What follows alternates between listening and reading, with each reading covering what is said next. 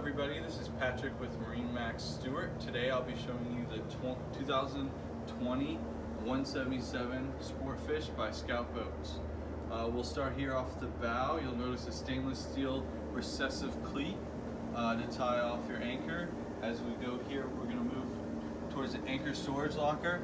We're going to have your bow light, your bow nav light, a little 5-gallon bucket, a drain, and as well as a trolling motor plug. So this boat is pre-rigged for a trolling motor. We'll move right behind me to the seat. You'll have the live well. One of the things that Scout does really well is hide all the unique features. So as I fold this down, it becomes a seat. We'll move past the rod holders, more recessive cleats. You're going to have Yamaha smart gauges here, as well as dual switches. You'll see a battery switch here, and then onto my favorite part is underneath the seating. You're going to have a giant igloo cooler as well as tackle storage.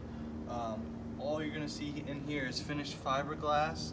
You'll have the bilge in there and then storage compartments on each side.